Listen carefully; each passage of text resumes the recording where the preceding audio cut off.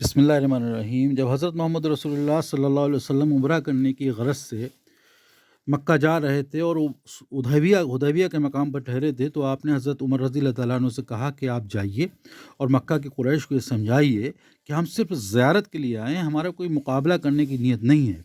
تو حضرت عمر رضی اللہ تعالیٰ عنہ حیران ہو کر بولے، یا رسول اللہ صلی اللہ علیہ وسلم، میں یہ کام کیسے انجام دے سکتا ہوں کہ میرے خیال میں جب آپ مکہ میں داخل ہو سکتے ہیں اور خانہ کعبہ کی زیارت کر سکتے ہیں تو قریش سے اجازت لینے کی کیا ضرورت ہے؟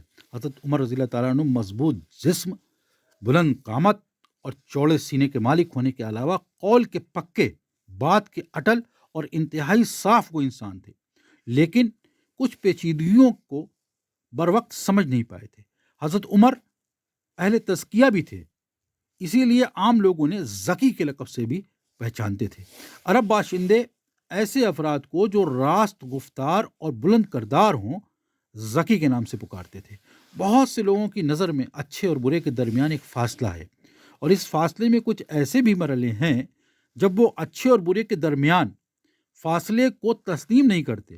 ان کی نظر میں ہر چیز کھری تھی یا کھوٹی، اچھی تھی یا بری، انصاف کی تھی یا بے انصافی کی، لیکن وہ ان کی درمیانی حد کو ماننے کے لیے تیار ہی نہیں تھے۔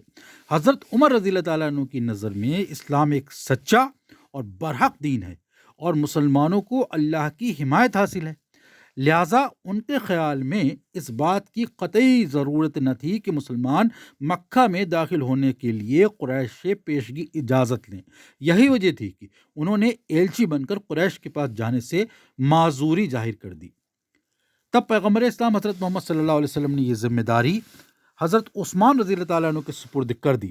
حضرت عثمان رضی اللہ تعالیٰ عنہ پیغمبر اسلام حضرت محمد صلی اللہ علیہ وسلم کے داماد تھے اور ان لوگوں میں شمار ہوتے تھے جنہوں نے پہلی بار ہجرت کی تھی، مکہ سے حبشہ روانہ ہوئے اور وہاں سے مدینے پہنچے۔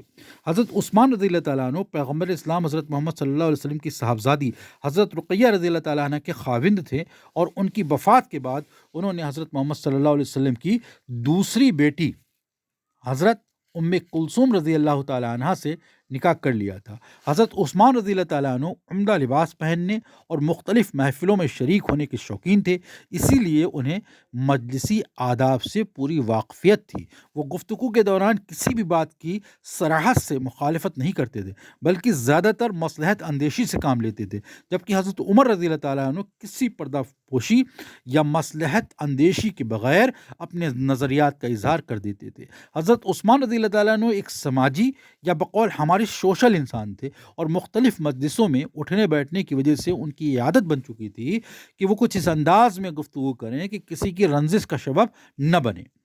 بہرحال وہ حضرت محمد صلی اللہ علیہ وسلم کی تجویز سنتے ہی اپنے اونٹ پر بیٹھے اور مکہ کی جانب روانہ ہو گئے، لیکن ان کی واپسی نہ ہو سکی۔